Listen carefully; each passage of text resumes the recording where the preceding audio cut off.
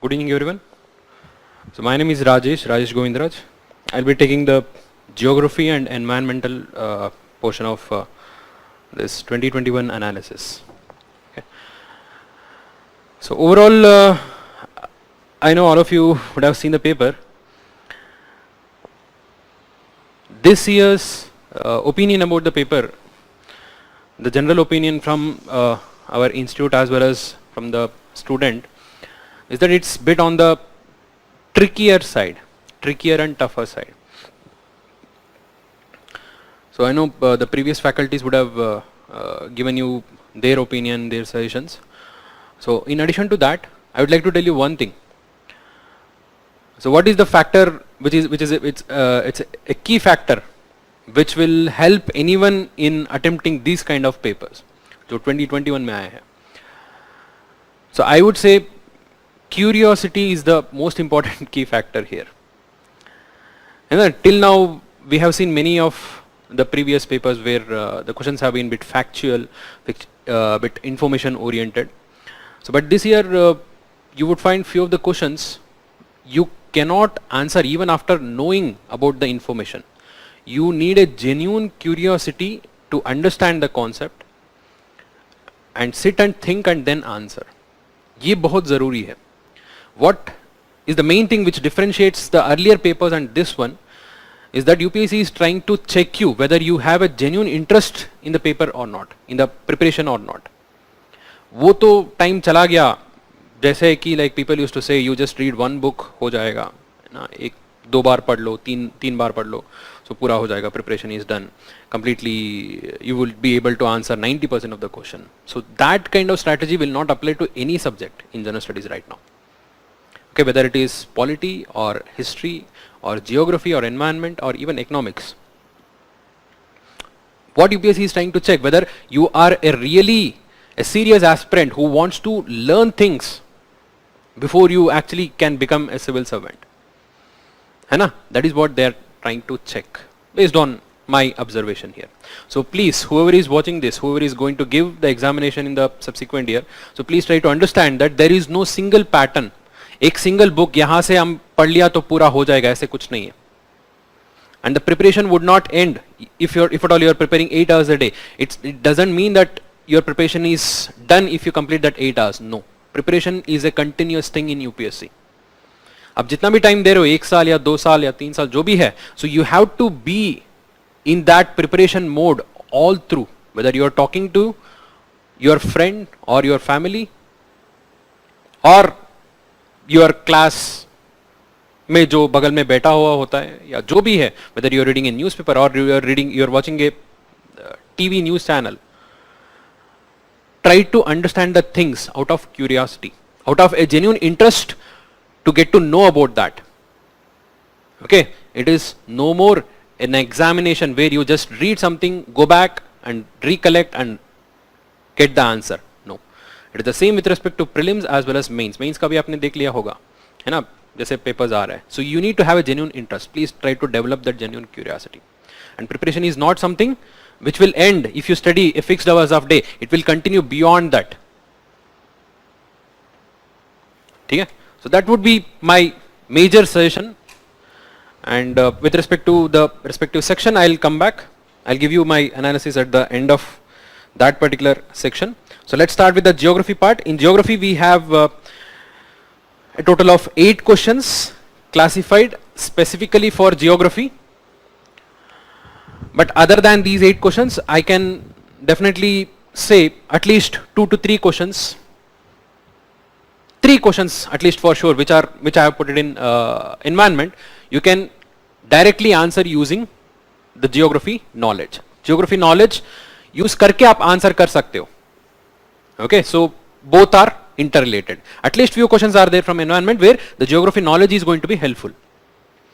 So overall we can say geography has made a comeback, considering the last few years, in a way the number of questions from geography has been less, and that too the nature of questions which were majorly informative type, factual type, थोड़ा सा conceptual type में आ गया है. Okay, this we can also take it as a hint in the subsequent years. Maybe the number of questions from geography as well as environment is going to be more.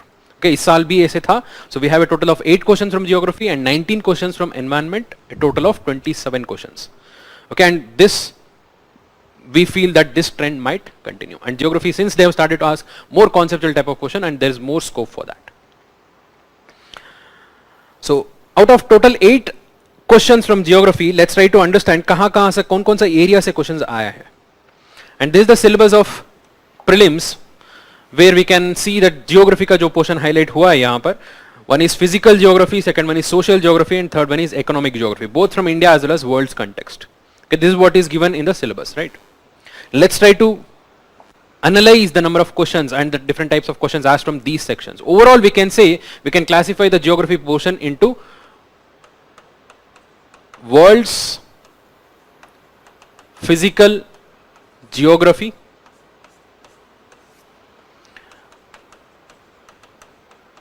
India physical geography, the second part, and third part we can say economic geography, including the human aspect. Okay, here we can assume that both India and world are interrelated. There is not much of difference here. So in addition to these, we also have a fourth part, usually which is asked specifically in prelims, the mapping aspect. Okay, we can generally divide the entire geography portion into 4 different parts. And in these 4 different parts, total of 8 questions have been asked. कौन सा questions आया है? Let's see. The first one is Indus River System के ऊपर एक question आया है, that is Indus River System. We can say it's part of India physical. Okay, I'll tell you the question and as well as answer. Let me just put these in different sections. So mapping में there was one question on saline lakes. So this is, I can say this is directly from map में उठाया है, क्योंकि this is not part of any of the theoretical aspect of geography. And the next one, rivers. Rivers is also part of India physical, particularly हमारा eastern घाट के ऊपर जो rivers का question आया है. Then regarding the sugarcane question we can definitely put it in economic geography, because we have to read specifically about the crops and cropping pattern, है ना, वहां पर directly मिल जाता है आपका answer. Regarding the oceans, it's a direct question from world physical geography. I'm talking about the western part of the ocean, eastern part of the ocean, उसके ऊपर जो question आया था. And another question on the tropical rainforest. This is part of economic geography, because you have to read specifically about the different types of vegetation under economic geography. And one interesting question on the distribution of water. And I would say this is part of oceanography, because I teach specifically in class about this in oceanography. So I would say the water distribution. Okay, how much percentage of fresh water, how much percentage of the underground water, all that. And one question specifically on the black soil. And black soil, this is also part of the India physical geography. So a total of, we have 3 questions from India physical part, and 2 questions directly from the world physical geography, and 2 questions directly from the economic geography, and 1 question from direct mapping, I would say. But I am not explicitly saying that these are exclusive of each other. Okay, of course you can link one another. जैसे कि river का ये जो question है, you can directly link it with the mapping. You can also consider it as a mapping part, but since this is technically given in NCERT, जो NCERT का 11th standard NCERT, second part of NCERT, उसके अंदर directly दिया है, so I don't consider it as a mapping part. Okay, and again the rainforest, you can also consider it as part of climatology. If you read G.C. Leong, you will get the enough information to study and answer about this rainforest, वो तो मिल जाएगा. So overall we can say this is the breakup. Fine, and I'll give you my opinion about the geography part in the end once we go through the answer. Okay, let's start with the first question.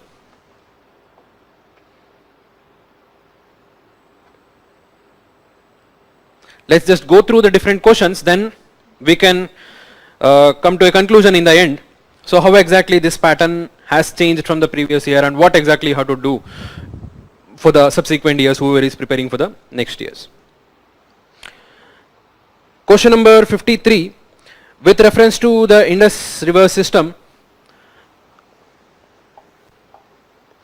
Of the following four rivers, three of them pour into one of the which joins the Indus direct. Among the following, which one is such river that joins the Indus direct? See, this is, I would say, one of the most debated question, and कुछ source में अलग दिया है. Few of the students even they had asked me regarding saying that इसका answer क्या हो सकता है. I don't know whatever the sources which referring to. I'll tell you why exactly there is a confusion about this. If you know about the Indus river system, let me just show you the Indus river system.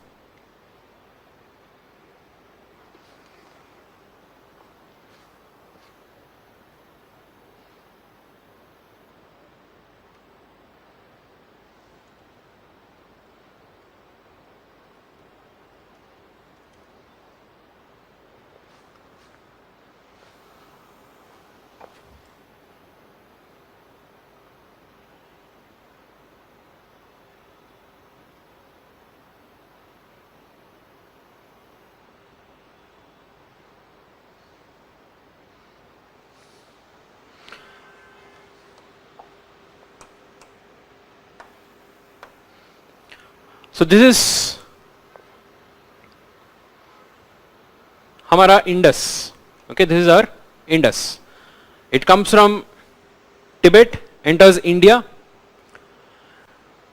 in Ladakh and Jammu Kashmir, and then comes out of Jammu Kashmir and directly flows through Pakistan. So other than this, we have five major rivers. One is Jhelum, second one is Chenab, third one is Ravi, fourth Beas, and fifth Sutlej. As you can see, all these five rivers join together and then the subsequent river will join Indus. है ना, ये तो simple है. We know that these are the five tributaries. Now the trickiest part, basically these five rivers will join into one river and then that river joins Indus. The question has been that इसका नाम क्या है? What is the name of this river which is joining directly? Whether it is Jhelum or Chenab or Ravi or Sutlej. क्योंकि Beas तो बहुत simple है, बहुत पहले it joins Sutlej. है ना?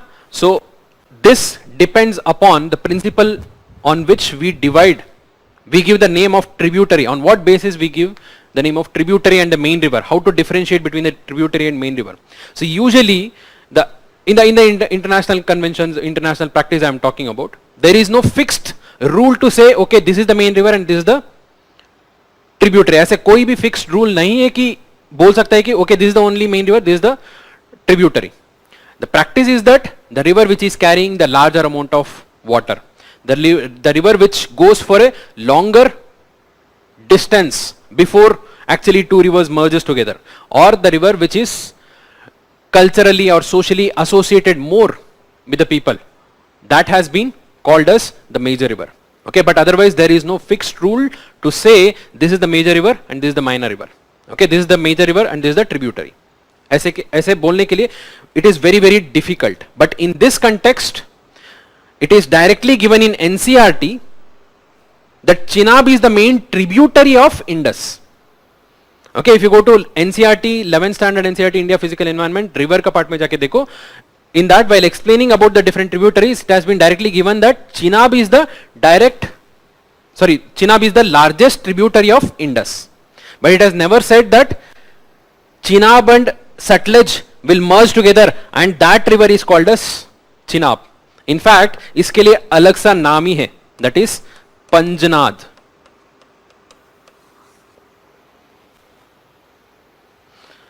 Okay, that combined river is actually called as Panjnad, but there is no option of Panjnad in the question, right? So how to mark these kind of question? It is very tricky. That is why I said it is very tricky.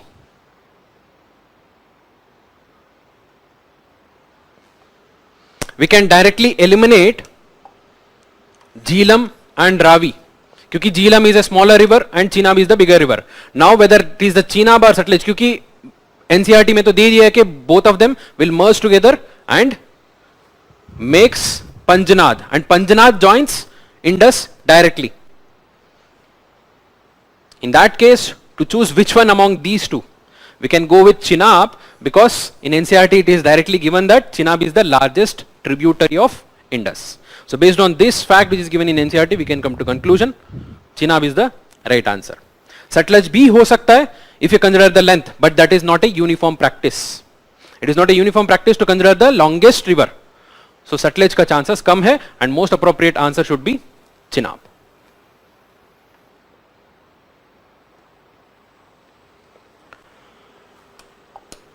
Question number 54. With respect to India, Didwana, Kushaman, Sargol, Khatu are the names of. So this is one question I told you, though, जो mapping से direct आया है. I would say this is a bit difficult part. Okay, it is bit tricky. It is not that easy question. These are not the common names of the lakes which we read from NCERT or textbook or anywhere. And in fact, they are not commonly in news also. Few of the lakes were in news. For example, Didwana. 2 years before it was in news. For flamingos. Okay, these are the lakes from Rajasthan which are actually saline lakes. Okay, for flamingos, particularly when there was some kind of epidemic in the birds, few of the birds had died. Okay, tab news mein tha, for whatever the reason, that was very minute, very minor news. It is very difficult to go through each and every such location, hai na? So with that logic we can say it is very difficult one. The question is very difficult one. But if at all you had read the other locations, you could have eliminated and got the answer. I am not saying that this is the method you should follow, but if you are lucky, you could have got the answer. Otherwise it is a tricky question. Okay, it's a difficult question because most of the major glaciers आपको पढ़ना ही है. Last year भी question आया था and none of these are major glaciers. You can eliminate the glaciers. None of them are glaciers. And mangrove areas भी आपको पढ़ना ही है. If you know the major mangrove area, Sundarban से लेके भितरकनिका लेके, so none of them come in the major mangroves. You can eliminate the mangroves. And Ramsar sites तो आपको देखना ही है because there has been a large number of Ramsar sites which are added in the recent list. If you know about the names, at least the names of all the Ramsar sites, you could have eliminated this also. So you would have left with saline lake. So even though you did not know about the saline lake, you could have got the answer by elimination. But this is not the practice. I am not saying you could have got it very easily. It is a tough one. I agree on this. The answer is D, saline lake. So this question is not that difficult. The rivers of Eastern Ghats. So usually if you see the every year's previous pattern, you could have understood one thing, that there would be at least one question on rivers. And this section appears to be tough, but trust me, this is not the tough section. Because the number of rivers which are there in India, they are fixed, they are constant. है ना, आपको उतना ही पढ़ना है जो जितना map में है. Once you remember all of them, एक दो बार रिवाइज कर लिया तो पूरा रिवर्स का सेक्शन हो जाता है. Please try to take a big map and mark all the different rivers and try to remember all of them. कहां से कहां तक आता है. At least one question would come from this section. You could have easily answered this. Okay, let's see this question. What are these rivers? Like Brahmani सुना होगा, Subarnarekha सुना होगा, Vamsadhara सुना होगा. I agree, Nagavali is not a major river. Many of you would not have heard about this. If at all you don't know about Nagavali, still you could have answered this. क्योंकि Brahmani and Subarnarekha, they are not arising from Eastern Ghats. So where exactly Brahmani and Subarnarekha?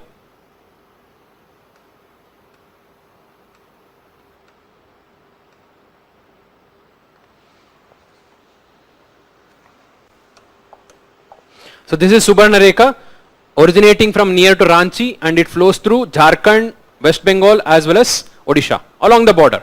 This is one of the most important river which you will face once you start to come from West Bengal towards the south. This is one of the first river which drains into Bay of Bengal other than the Ganga and Brahmaputra. ठीक है, Subarnarekha नहीं है क्योंकि Western Ghats कहाँ तक है? It is only towards till this point, towards the southern part of Odisha. So it is very far away from Western Ghats, and so is Brahmani. Okay, Brahmani is made up of two rivers which comes from the Chota Nagpur plateau, and this is majorly Brahmani. It is called so in Odisha only. Brahmani, Baitarani, Subarnarekha, all of them are in the northern part of Odisha. They are not from Eastern Ghats. Whereas Vansadhara is coming from Eastern Ghats, and this was also in news because of Vansadhara dispute. It is a disputed river between Odisha and Andhra Pradesh. And there is also a tribunal pending for this. Okay, if you know this much, could you have answered this?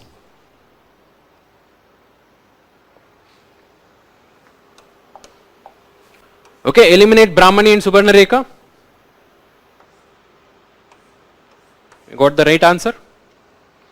So Nagavali should be there if you know about Vansadhara at least. Nagavali is also a trans boundary, the river which flows from Odisha to Andhra Pradesh, very next to the Subarnarekha, very next to Vansadhara. Okay, it's just next to Vansadhara only, Nagavali. So both of them are the river which are originating from Eastern Ghats and they flow from Odisha to Andhra Pradesh, and in Andhra Pradesh they drain into Bay of Bengal. Okay, not a difficult question, you could have answered easily if you had done rivers properly. Okay, this is I told you this is part of the economic geography. Economic geography mein particularly the cropping pattern, the different conditions required to grow a particular crop you have to read, and in that you have to remember the temperature characteristics, the precipitation characteristics, as well as the soil condition. All the three you have to remember for the major crops. Okay, even if you don't remember the exact condition, at least rough approximation would be sufficient. You can classify certain crops into the crops which requires higher rainfall, higher temperature, and those crops which requires lower rainfall, lower temperature, or lower rainfall, higher temperature. As a classify karke you can just group them and try to remember. If you had done this much, you could have easily got that sugarcane requires at least 150 centimeters of rainfall. If it is not there, you should bring irrigation. It requires a good irrigation, then only you can grow sugarcane. Sugarcane is most water intensive. Here the question is whether it is a water efficient or not. Which one is the least water efficient? It should be sugarcane, because sunflower, pearl millet, red gram, all of them require very less water. Less than 70 centimeters. They don't require much of water. And sugarcane का आप story सुना है तो आपको पता ही होगा, महाराष्ट्र में there is so much of water crisis because of the underground water which they use, borewell water which they use for growing sugarcane. And it is one of the most water intensive crop. So this is a very conceptual question. I would say both related to climatology as well as oceanography. Okay, technically oceanography का question है, but it is worded as if it is a climatology question. Let's see. In the tropical zone, the western sections of oceans are warmer than the eastern sections owing to the influence of trade winds. In the temperate zone, the westerlies make the eastern sections of oceans warmer than the western sections. Okay, this is the tropical zone. Basically, the first statement says that owing to trade winds, the western section is warmer than the eastern section. Is that right? That is right. That's because the trade wind generate the equatorial currents which pushes the water in this direction. The water from the eastern section is pushed towards the western section, and the water temperature is already high. The warm water gets collected here and then moves towards in this direction towards the north as well as south. We call them as warm ocean currents. But since the water is continuously being removed from here, there is a cold upwelling from the bottom in order to replace the water which is continuously getting removed. That is due to the influence of trade winds. And this cold upwelling which is happening, that is happening to replace the warm water which is continuously moving towards the west. So that makes eastern section colder and the western section warmer. First statement is right. Second one देखो, temperate zone westerlies make the eastern section of ocean warmer than the western section. That is right. If you see these warm water which are coming here, they come under the influence of westerlies and they are moved in this direction. The westerlies which are flowing in this direction, है ना, यहाँ पर westerlies है, they bring this warm water towards the eastern part. So that keeps this entire eastern part ice free. That is why Britain has the ports which remain ice free even during the winters, right? It's because of North Atlantic drift. अगर आप इसको current context में connect करना चाहता है, so you could have connected to the recent report of IPCC which said that the North Atlantic drift might be weakening. है ना, बोला है ना? So current context में है. Even if you don't know it, NCERT में direct concept है about the role of ocean currents and how the winds and ocean currents are related, and how the winds drive the ocean currents. If you have this basic idea, basic concepts पता है तो answer कर सकता है. It is not an easy one. I'm not saying it is an easy one, but it is conceptual. If you have a conceptual clarity, you could have answered this.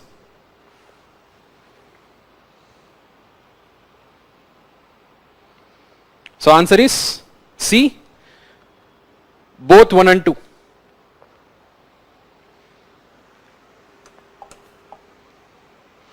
Question number 60. Leaf litter decomposes faster than in any other biome, and as a result the soil surface is almost bare. Apart from the trees, vegetation is largely composed of plant forms that reach up to the canopy vicariously by climbing trees or growing epiphytes. Epiphytes देखते ही आपको पता चलना जाना चाहिए. This is tropical rainforest. These kind of paragraph type of question है ना, it is very easy to answer. एक दो hint मिल गया तो भी आंसर मिल जाता है. ठीक है? Tropical rainforest. You can see that the leaf litter decomposes faster than any. Why? Because of high temperature. Temperature always remains high. Higher bacterial activity. Whatever the leaf which is falling on the ground, that gets decomposed very faster. So the topmost layer of the soil is devoid of major nutrients. इसलिए shifting cultivation नहीं करना चाहिए. They say once we do the shifting cultivation, it exposes the weak soil, and that makes it more prone to soil erosion. Right? Answer is pretty simple and direct. It is tropical rainforest. And here, if at all you are reading this as a part of economic geography, you would have got the answer through vegetation, different types of vegetation you would have understood. Or if at all you had thoroughly read G.C. Leong. G.C. Leong is one of the very important source, particularly for climatology. है ना, climatology में each and every different type of climate is explained in a very thorough manner. अगर वो पढ़ लिया तो भी easily answer निकल जाएगा. You can relate either with economic geography or with the physical geography. In both the context, the question is easy. This is one of the trickier question, and without actually genuine interest in understanding geography, you could not have answered this. And luckily, I myself had covered this in the class. It's a very simple figure. If you had understood the distribution, you can see that 97% of the world's water is saline and only 3% is fresh water.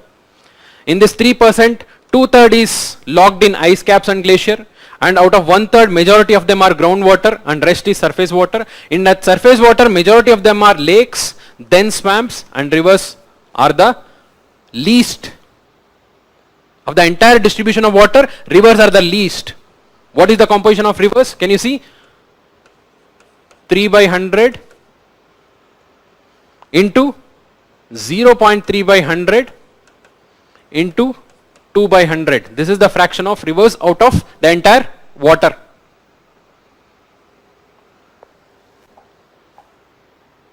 Now come back to question. The amount of water in the rivers and lakes is more than the amount of groundwater. Is it so? किसका ज़्यादा है? Whether it is rivers and lakes or the groundwater. Groundwater का सबसे ज़्यादा है ना? Then the surface water. Surface water का part है lakes and rivers. First one is wrong. Second one, the amount of water in polar ice caps and glaciers is more than the amount of groundwater. That is totally right. This is more than the amount of groundwater. Second one is right. Answer is B.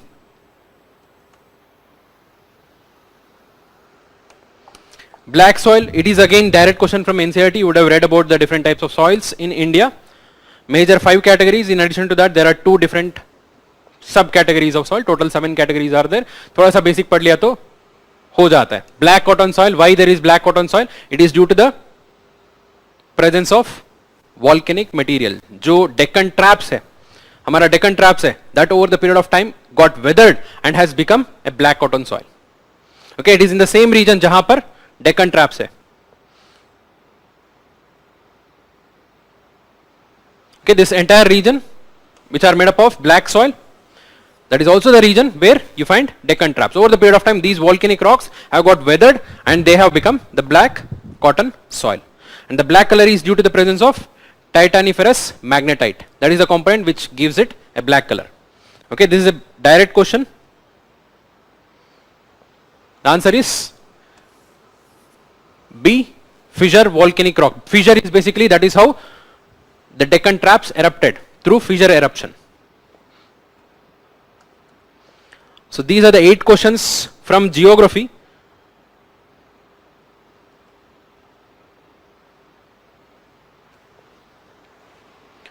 Now let's come back to our analysis. How these questions are different from the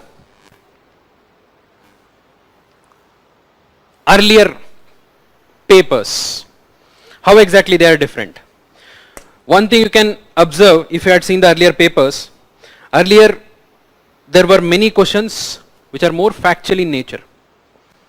And particularly economic geography में there were many questions from minerals and the provisions related to minerals, the major minerals, minor minerals. इसके बारे में बहुत बात हुआ था 2-3 साल से, इसके ऊपर क्वेश्चन नहीं आया. The questions have become more conceptual. This is one thing. And second thing is, जो हमारा ट्रेडिशनल सोर्सेस है एनसीईआरटी से, उससे हो जाता है. The majority of the traditional source are sufficient to answer these questions from geography. Okay, that is for sure, because these two are directly there. And two tricky question, one is ocean water, the fresh water distribution, another one is the saline lakes. These are bit trickier. Other than that, the rest of the questions are not that difficult. ठीक है. And considering their importance in environment, okay, next section में आप देखोगे, considering their importance in environment, I would say the role of geography has increased from the previous section. And mains में तो आपको पता ही है, at least 100 marks out of 250 you can expect from paper 1. ठीक है. So overall we can say the weightage of geography has increased a bit and we can expect further increase in the next year's papers also. And second thing is, the foundation should always remain strong. Majority of the questions can be solved using the conceptual understanding. है ना, जो basic foundation है, the understanding of geographical concepts, that should be there. Without that you cannot answer these questions. Okay, but I'm not suggesting you guys to completely stick to this pattern only, because UPSC को तो पता है, like it can change the pattern at any point of time. Since there have been few questions in the last previous years about the factual information type, उसका भी आपको prepare करना ही है. Okay, particularly economic geography, you can see that the importance of economic geography has increased. We can expect the same in the next year also. Okay, sources, stick to the NCERTs and please read GC Leong. Many of you don't read GC Leong, I know that.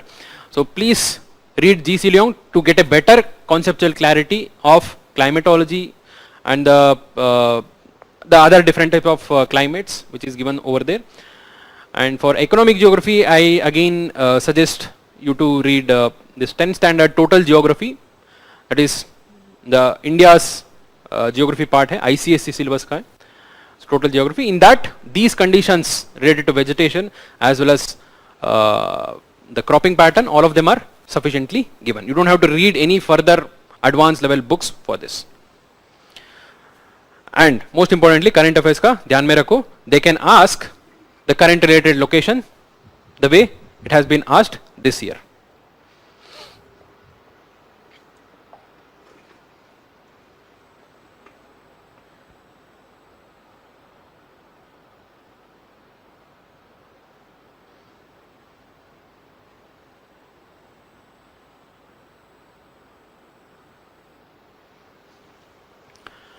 So let's come to environment.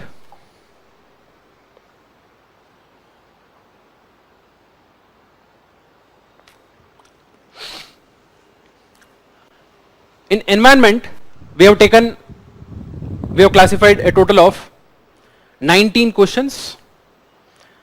19 questions are there in environment section. In that, 2 to 3 questions are interrelated to geography also, but they are more oriented towards environment. Environmental concept उसमें ज़्यादा है, that's why we have put it in environment.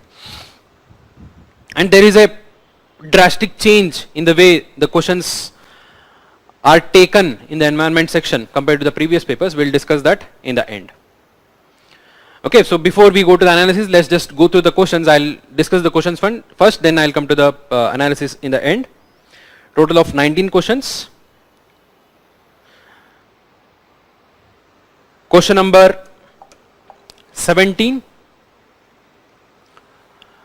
Why is there a concern about copper smelting plants?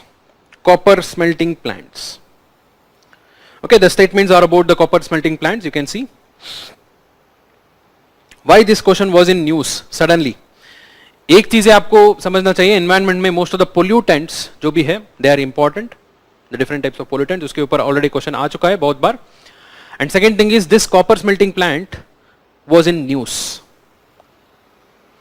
Okay, and this is the news of 31st March 2021. Okay, Vedanta का जो copper smelting plant था तमिलनाडु में, that was shut down.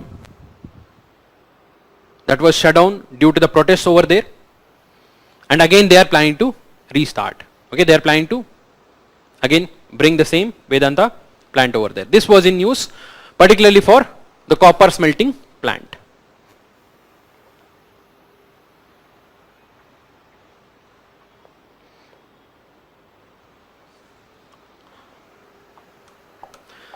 Let's try to read this.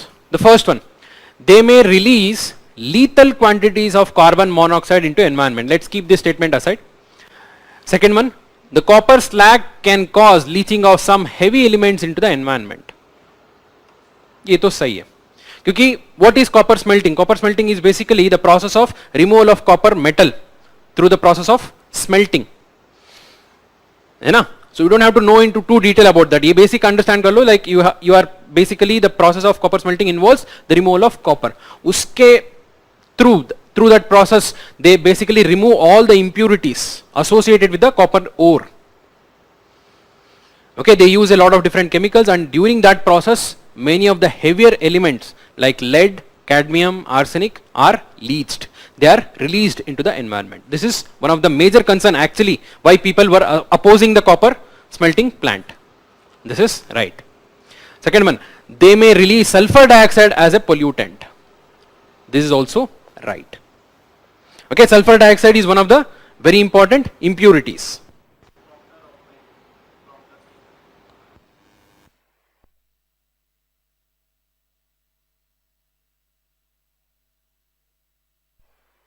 But it appears like both the statements are very, very difficult to remember. But if you know about carbon monoxide, you could have easily eliminated this. What is carbon monoxide? Carbon monoxide is a very poisonous gas. कैसे release होता है? How exactly carbon monoxide is released? Carbon monoxide is released through the incomplete combustion of hydrocarbons, like biomass burning. Okay, like in rural areas they burn the wood for cooking or fuel for any other purpose. During that process, due to the incomplete combustion of hydrocarbons, carbon monoxide is released. Okay, always remember that. Other than that, even in vehicular emissions from various industries, okay, carbon monoxide is released. Okay, remember the incomplete combustion. तो यहां पर भी chances है, copper smelting में incomplete combustion होने का chances है, but is it the lethal quantities? No.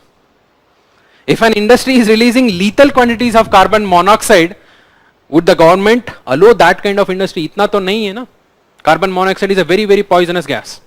You eliminate this, you get the answer directly. ठीक है, first it was in news. Second, with a common understanding, even with a common sense of the basic pollutants, you could have easily got this answer. Not that difficult.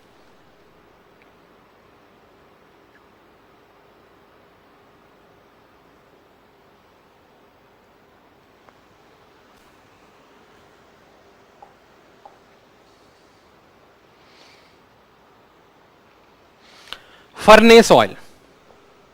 Even this is the second pollutant जिसके ऊपर question आए हैं environment में, and you can see that this also directly was in news. Okay, what I am showing is the Hindu का headline है, one of the news.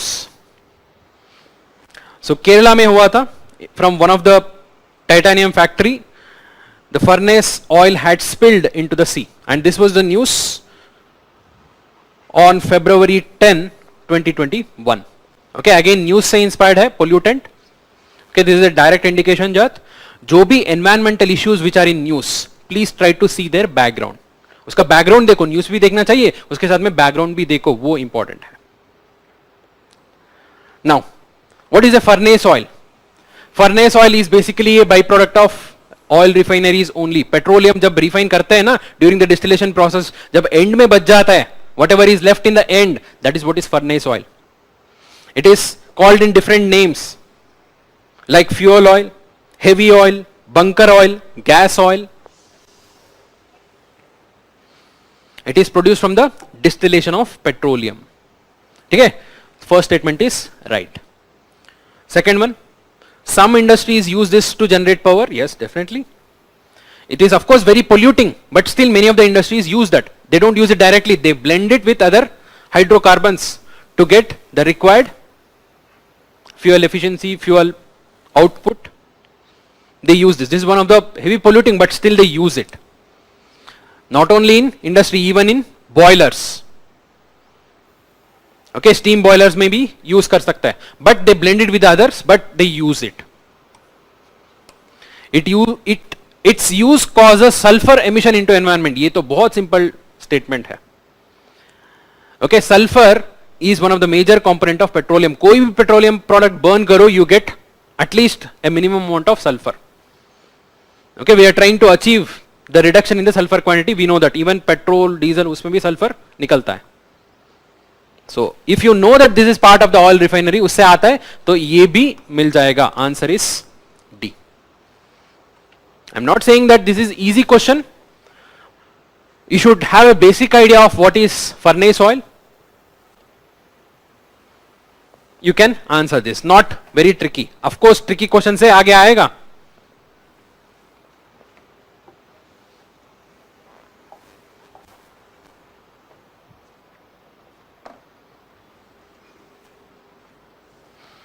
Question number 20.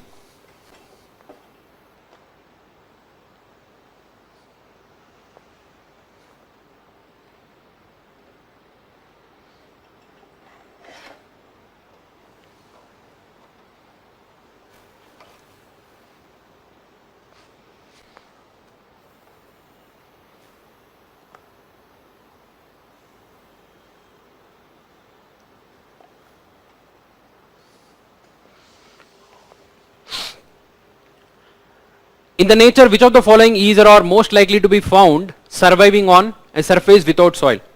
Okay, this is not part of pollution or environmental issue. This is part of ecology. Ecology का part है. So you might have read about the different types of succession. In that, one of the important succession is primary succession. है ना? जो सबसे पहले होता है. Who begins the conditions required for subsequent type of organisms. We call them as primary succession. Right?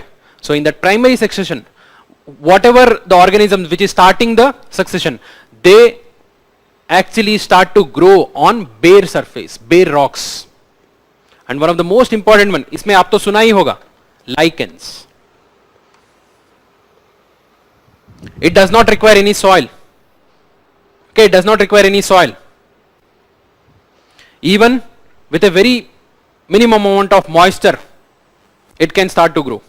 Okay, it just requires a stable condition with a bare minimum amount of moisture. It can grow anywhere, on the rocks, on the wall, on any other surface. It does not require soil. So if you know that lichen is the essential part of the answer, you are left with only B and C. You can eliminate A and D. So it is either only lichen or lichen and moss. Fern तो नहीं है. It is not possible. Why? Because fern is a type of plant which requires soil.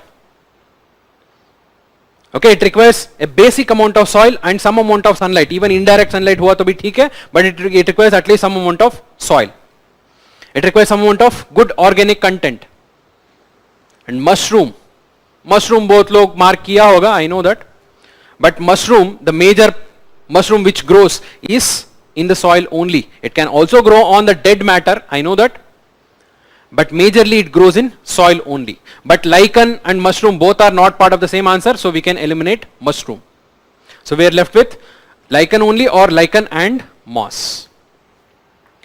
Moss is basically a non-flowering plant which does not have true roots, उसका true roots नहीं होता है.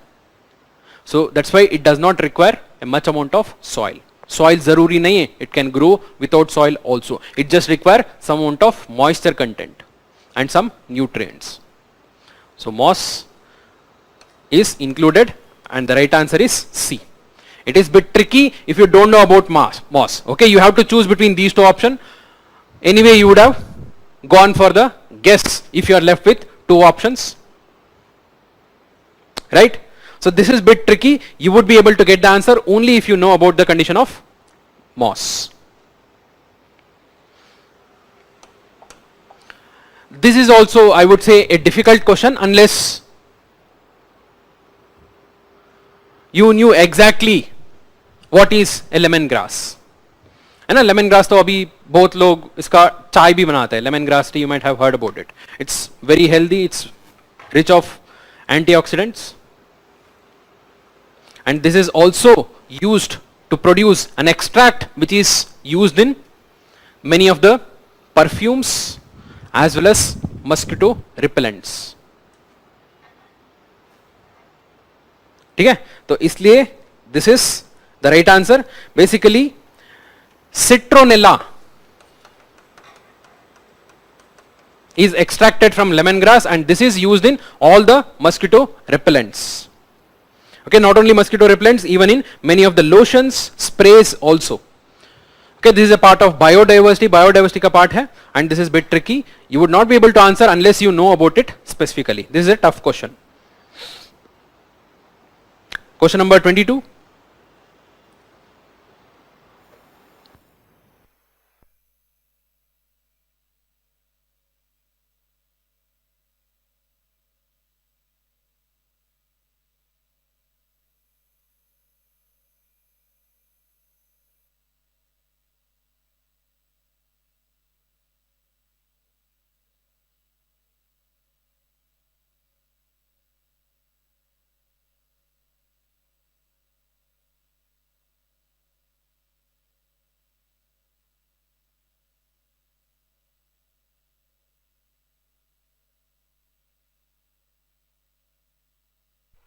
Consider the following different kinds of organisms and which of the above are primary producers in the food chains of oceans. Again, this is a question related to the ecosystem ecology. So in ecology, in ecosystem you would have heard about the different types of organisms, starting from the primary producers who are there at the base of the pyramid. Then comes the primary consumers, secondary consumers, tertiary consumers. So primary producers are the autotrophs who produce their own food, and the primary consumers feed on the autotrophs जैसे कि हमारा herbivores है, and there are secondary consumers who feed on the primary consumers, then tertiary consumers who feed on the other consumers. Okay, we know about the basics of this. So the question is, which of these are primary producers? Primary producers are basically autotrophs. सबसे easiest option है cyanobacteria. You know about that. This is one of the most primitive also, which originated in the ocean. So 2 is there in only 2 options. बाकी दो eliminate हो गया. So now it is either 2 and 3 or 1 and 2. Copepods or diatoms. Diatoms भी सुना होगा. If at all you had read, थोड़ा सा thoroughly पढ़ा तो भी, it is not that difficult to remember. Diatoms are one of the very important primary producers in the ocean ecosystem. Together, cyanobacteria and diatoms are responsible for a total of 20% of carbon sequestration in the oceans. Remember, they are the autotrophs. What about copepods? Copepods are not actually the autotrophs. They are not the producers. They are the primary consumers, like any other fishes. Okay, the fish, they depend on the primary producers. In the same way, copepods also depend on the primary producers. Okay, these copepods are basically small crustaceans who feed on the primary producers. So copepods are not. Foraminifera क्या है पता है? Like this is amoeboid. Okay, even though they are single cellular, they are not the primary producers. They are not the autotrophs. They consume other organisms. Okay, amoeba तो सुना होगा. Answer is B. Not a very difficult question. I'm telling you again. Cyanobacteria diatoms, most common.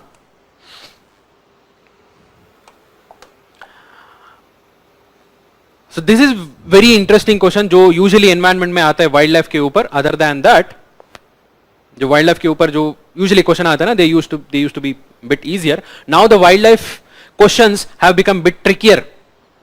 It's not only about their distribution, it's not only about their IUCN status, you have to understand their behavior. है ना? Can you see UPSC is trying to check whether you have a real curiosity in this section or not. What is the question? To reduce the chances of being captured by predators, which one of the above organisms roll up and protects their vulnerable parts? Okay, this is हमारा pangolin, this is hedgehog. If any of you know about this, you might have seen the pictures. And marmot तो नहीं है, marmot is basically a type of squirrel. बहुत बड़ा squirrel है, it will not roll up, it will just run away. Okay, pangolin तो सुना होगा, anteater. It just rolls. It is one of the most frequently smuggled wildlife. Hedgehog तो सुना होगा, it just curls क्योंकि ये जो सारा this part is very dangerous and this protects, the scales protects the anteater. ठीक है? Answer is simple, but you will be able to answer this only if you know how exactly it looks like. अगर इतना भी पता हो तो you could have answered this. Question number 24. With reference to the New York Declaration on Forest, this is one of the tricky question, tough question I would say. क्योंकि New York declaration तो बहुत पुराना था 2014 में and suddenly it has been asked and this also brings UPSC back to that area where it used to ask 2-3 साल पहले it used to ask about the environmental organisations and environmental associations. इसके ऊपर question regularly आता था. Now again UPSC has started to ask. It is not necessary that there should be some kind of news for this. News में होगा. For some or the other reason it would be there in the news, but you cannot track all the organization which is in news. You just have to make a list of all the important organizations, all the important associations, and you just have to remember. Basic idea याद है तो होगा, but I agree, basic idea भी याद रखना मुश्किल है. Okay, basically New York Declaration on Forest is a political declaration to protect and restore the forest. This was done in 2014 Climate Summit. Okay, 2014 climate summit में accept किया था. And they also have a global timeline. Basically they fixed 2020 as the timeline to reduce 50% of the forest reduction. And they also targeted 2030 as the total 100% loss of forest, मतलब 100% reduction of loss of forest. Okay, this is right. And this is totally not a legally binding international declaration. Okay, it is not legally, it is voluntary. And India has not signed this. Okay, 3 and 5 eliminate कर दिया तो you will get the answer 1, 2 and 4. ठीक है? It is difficult one. You will be able to answer only if you know specifically about this. जैसे general guess नहीं मार सकते यहाँ पर.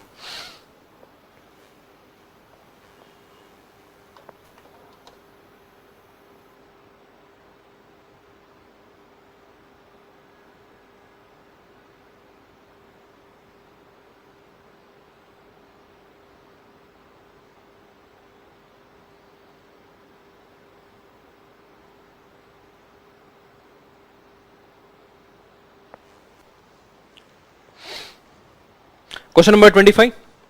Magnetite particle. This is again one of the tough questions of environment. This is again a pollutant which was in news. Magnetite particle is basically a very small particle in the nano range. Okay, which are released through a whole lot of sources. बहुत ज़्यादा sources से आता है and it is one of the very important neurodegenerative. है ना, मतलब it directly reaches the brain and impacts the brain. One of the very highly lethal pollutant. Recently news में था but वो news ज़्यादा major नहीं है, इसलिए this is one of the very tricky question. बहुत लोग सुना भी नहीं होगा इसके बारे में, है ना. So magnetite particles are suspected to cause neurodegenerative problems, are generated as environmental pollution from which of the following? In fact, all of them releases magnetite particles. It is a very minute nano range particle which are generated through a large different processes. बहुत ज्यादा process से आता है, including from biomass burning, industrial processes, okay, vehicular emissions बहुत ज्यादा में आता है. So if at all you know exactly about magnetite particle कैसे है, उसका नेचर क्या है, then you could have understood this. But this particle was not a conventional pollutant, it is a rare one. Okay, अभी common होने लगा है, अभी न्यूज में आया है, that's why the question has been asked, otherwise it is a very difficult area. Biodiversity का another interesting one where you are there actually trying to check your interest. You should know what is a filter feeder. Filter feeder is an animal which filters the water to take the food. Of course, these animals should be in the water. You know, then only it will be able to filter the water to take the food. So the answer is oyster. Oyster actually filters the water. It consumes the water and filters and takes only the organic matter and consumes it. Okay, baki sara, they are not the filter feeders. Okay, simple and direct. Again, you will be able to answer if you know about it exactly. Not a easy one. This is a easy one, going back to the basics, covered in ecosystem ecology. You might have read about the different types of biogeochemical cycle. सारा हर बार पढ़ा होगा, but इस बार पूछ लिया. And not a very difficult one. You can see in case of which one of the following biogeochemical cycles, the weathering of rocks is the main source of release of nutrient to enter the cycle. Okay, whether it is carbon cycle, nitrogen cycle and sulfur cycle, all of them are gaseous in nature except the phosphorus cycle, which is sedimentary in nature. The reserve where it actually goes back is not the atmosphere. In all the other cases, the nutrient, the mineral is going back to the atmosphere. Carbon वापस atmosphere पे जाता है. But phosphorus comes back to the rocks, and it is through the process of weathering of the rocks it will again enter the atmosphere and again enter the ecosystem. Okay, the source where it actually stored is rocks. Okay, this is the basic difference between gaseous cycle and sedimentary cycle. ये basic idea पता है तो answer could have been easier. Okay, it's a simple and direct question. Which one of the following is a detrivore? Okay, many of the students would have got confused here, thinking detrivore is an animal which can feed on the dead and decomposing matter. Okay, it is not just which can feed on, it totally depends on, which lives on, that is what is detrivore.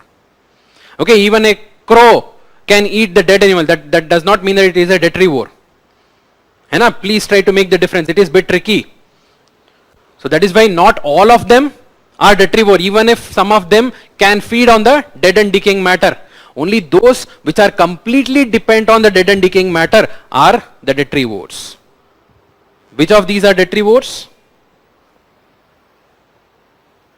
Earthworms. Earthworm तो है, decaying matter in the soil. Millipedes. And then wood lice. Seahorse and jellyfish are not essentially detrivores. They are actually the primary consumers. Okay, they are the primary consumers which feed on the producers. Okay, jellyfish and any other type of fish, they are basically the consumers. Okay, primary as well as secondary. Okay, few of them are secondary consumers also. For example, seahorse, it is also secondary consumer. So basically they are consumers and they are not the detrivore. They might feed on some dead matter, that does not mean that they feed only on the dead matter. Okay, answer is 1, 3 and 5 only.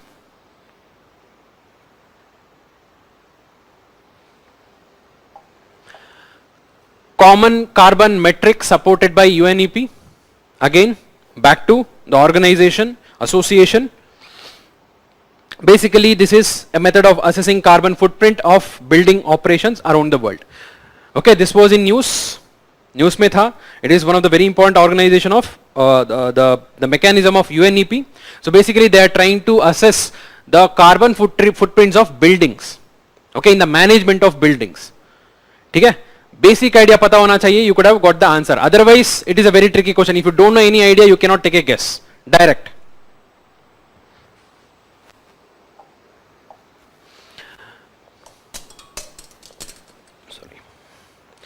Which of the following have species that can establish symbiotic relationship with other organisms?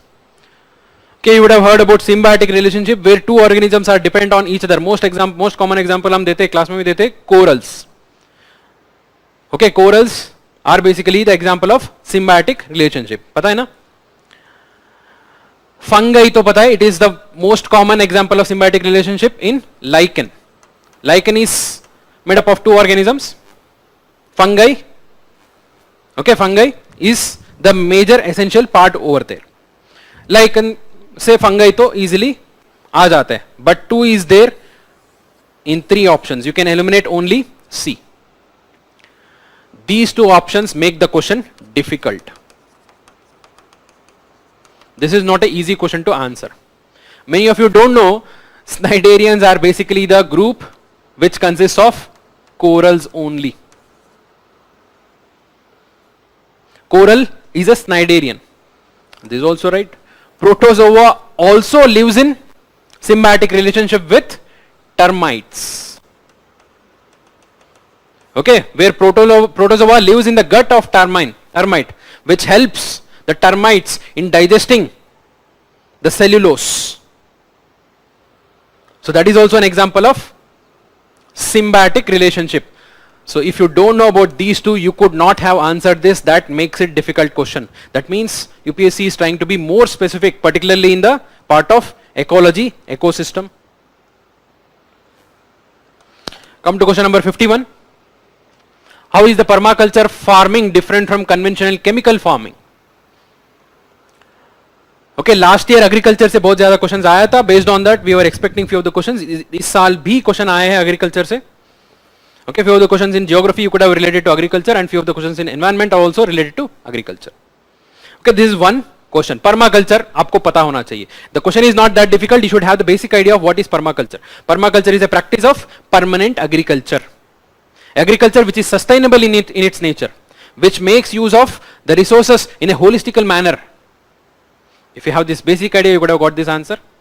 Let's see the statements. Permaculture farming discourages monoculture practice, but in conventional chemical farming, monoculture practice is predominant. Yes, totally right. Monoculture is not sustainable. Permaculture discourages monoculture. Conventional chemical farming can cause increase in soil salinity, but the occurrence of such phenomenon is not observed in permaculture. Totally fine. ये जो हमारा हरियाणा पंजाब में हो रहा है, that is the soil salinity, that is due to the chemical farming over there. Conventional chemical farming is easily possible in semi-arid region. The statement itself is wrong. Lay about the comparison between conventional and permaculture. Semi-arid regions में chemical farming is not possible at all. That's why we don't have green revolution in dry regions. है ना? You need good amount of irrigation. The statement itself is wrong. Practice of mulching is very important in permaculture farming. That is totally right. They use the mulching and various organic residues within the agriculture to ensure there is a good amount of moisture in the soil, a good amount of organic content in the soil. Mulching is an important practice. Answer is 1, 2 and 4. It is not a difficult question. You should have the basic idea of what is permaculture. Palm oil, I would say this is also you could have answered using geography knowledge, if at all you had read about palm oil. Palm oil to news में था, this is one of the largest imported, है ना, one of the largest imported oil, and we are majorly dependent on the Southeast Asian countries for its import, and the government has also recently started a national mission on this, right? News में था. Palm oil tree is native to Southeast Asia. This is very tricky. Let's come to this later. Palm oil is a raw material for some industries producing lipstick and perfumes. This is right. Okay, because of its characteristic. Okay, it helps in holding the fragrance for a very long period of time. Okay, that is right. Third one, the palm oil can be used to produce biodiesel. That is also right. जिसमें oil content है ना, that is used. Actually, it is used, but since it is used for producing vegetable oil, so it is not majorly used. But use कर सकता है. It can be used. Okay, if you get 2 and 3, still you are left with 1, 2 and 3. This makes the question difficult. Okay, this makes the question difficult. It is very difficult to remember exactly कहाँ का native है. For every crop, it is very difficult to remember. याद रखना थोड़ा सा मुश्किल है। तो अगली साल के लिए जो भी देख रहे थोड़ा सा इसके बारे में भी देख लेना। The important crops which are in news, try to see where exactly they are native. Not only this, एक और क्वेश्चन में भी आया है कहां से नेटिव है। So this has not been the pattern, nobody expected out of this. तो ये बोलना मुश्किल है क्योंकि this is not the native of South East Asia, this is the native of Africa. ये गेस करना बहुत मुश्किल है, that makes the question difficult. Answer is B, 2 and 3 only.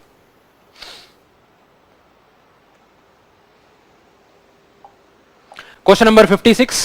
The Global Ocean Commission grants license for seabed exploration. This is again you could have answered using the knowledge from geography, because economic geography में आपको पता है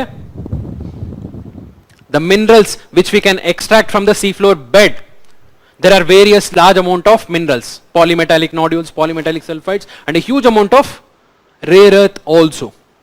And that comes under the jurisdiction of International Seabed Authority, ISA. ISA के अंदर आता है, and ISA is the one which gives the lease for all the different countries. It is not under any of the sovereign control of any particular government. It comes under ISA. ठीक है, as per UN clause. It comes under international waters, right? And any country can take the lease for a minimum period. 10 साल 15 साल होता है, and they can extract and they have to give a royalty.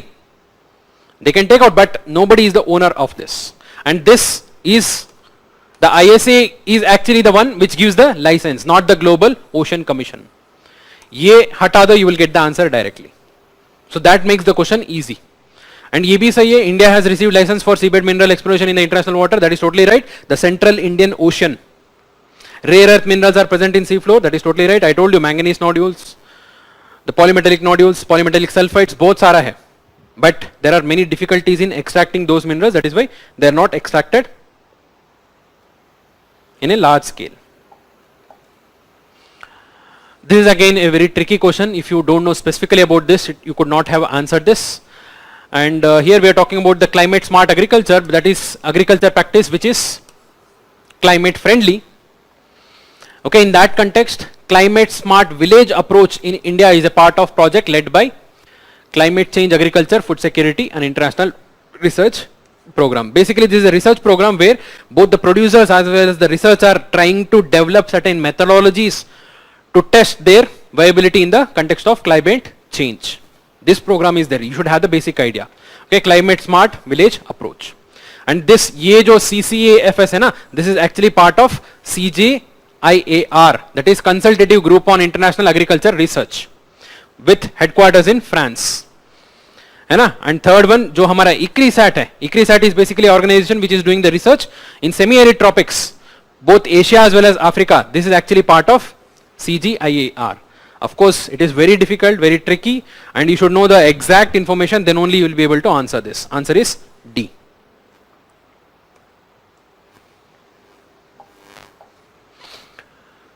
Vegetation of savanna consists of grassland with scattered trees, but extensive areas have no trees. The forest development in such area is generally kept in check by one or more or combination of some condition. Which of these are the condition? Okay, savanna biome के ऊपर है. You would have read about this in biomes, as well as using the knowledge of geography. You could have answered this. Remember, one of the most important controlling factor in a grassland is fire. Fire controls the spread of vegetation. क्योंकि why? There is a limitation of moisture content. Moisture content कम रहता है. There is a limitation. That is why it is a grassland. It is not a forest, right? Moisture availability कम रहता है. The trees cannot grow in a larger manner. So that is checked by various factors. Fire is one of the important factors क्योंकि it gets spread very easily, and that burns the larger areas. जो larger exposed area जैसे tree है, it reduces their occurrence. तो fire कहाँ कहाँ पर है? Option A and option C, B and D are eliminated.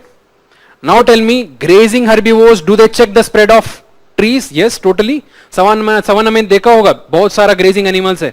They all feed on the grasses, plants जो भी है, जो भी छोटा छोटा plants आता है ना, उसको खा जाता है. It checks the growth of trees. This is right. Seasonal rainfall also. Seasonal rainfall is basically saying that there is a limitation of rainfall.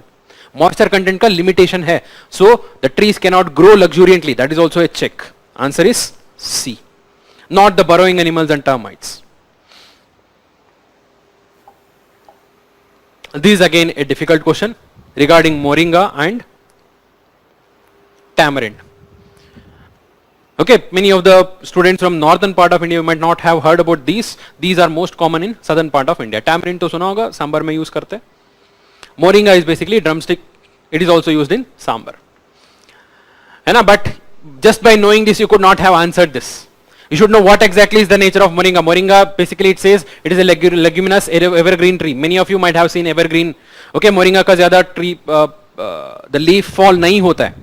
It remains evergreen or semi-deciduous to at most we can say. But the tricky part is leguminous. It is not leguminous. Leguminous plant is the one which is capable of fixing the nitrogen. It is not leguminous in nature. That makes this question totally difficult. अगर ये पता नहीं है तो चला जाता. If you know about this, you would have got the answer directly. Let's see the other option. Tamarind tree is endemic to South Asia. ये भी गलत है. This is also from Africa. ठीक है. This is also a tricky one. In India, most of the tamarind is collected as minor forest produce. It could have been answered easily क्योंकि most of the minor forest produce includes the flowers, fruits, bark, everything except the wood. You could have guessed this. India exports tamarinds and seeds of moringa. ये भी difficult है क्योंकि recently in the last few years we have seen that the China is importing few amount of these seeds, and the seeds of moringa and tamarind can be used in the production of biodiesel. इसके ऊपर दोबारा question आया है. So basically इसमें भी oil content रहता है that can be used. But still it is a difficult question because it depends entirely on leguminous nature as well as where exactly it is endemic.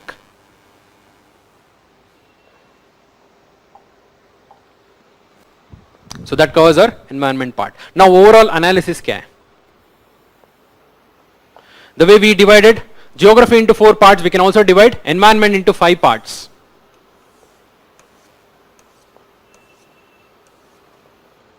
Okay, major parts we can say.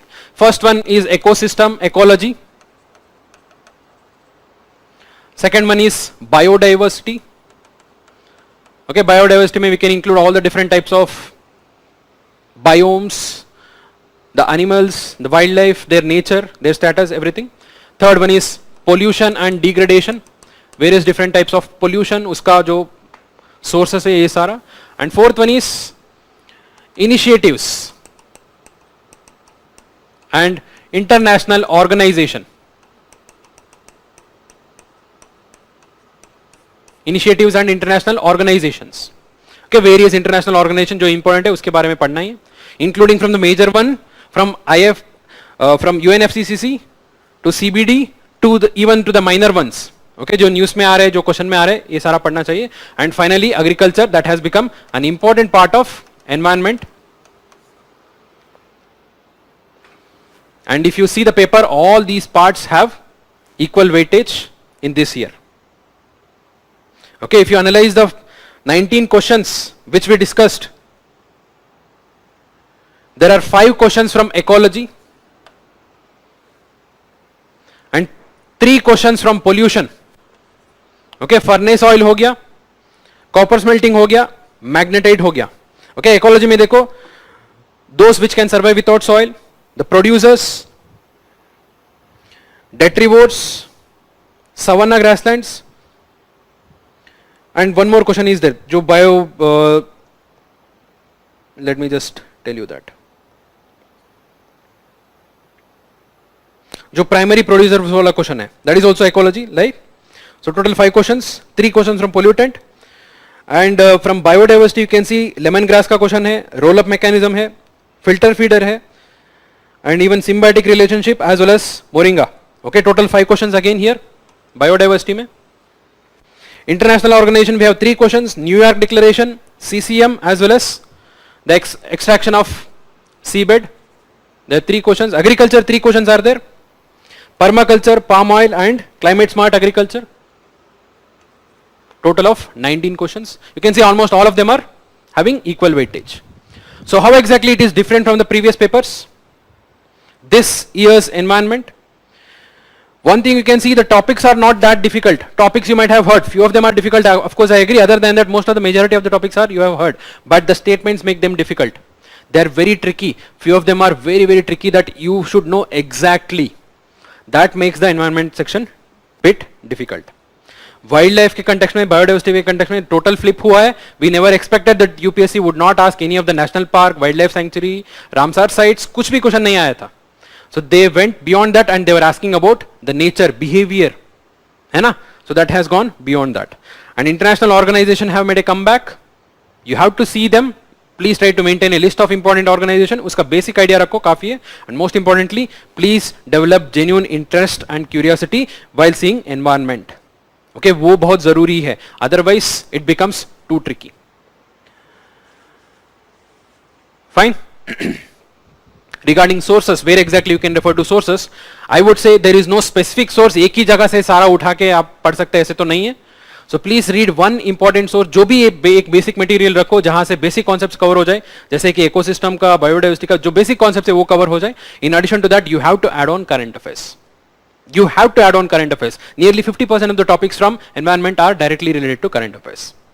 That does not mean that you just have to skip through the, मतलब ऐसे ऊपर देखना जरूरी नहीं. You have to go in detail. You have to go to the background and analyze why exactly it is in news. Okay, this year's environment section has been bit trickier and difficult. Let's hope that it will be easier in the next coming years. So if you have any other queries, you can mail to me at this mail ID, or you can also connect with me using this link. I'll be happy to help you guys. All the best to all of you, whoever has given. Let's hope the cutoff remains in the range, okay, which we are predicting. Let's hope things goes as per our expectation. I wish you all the best to all of you. Thank you very much.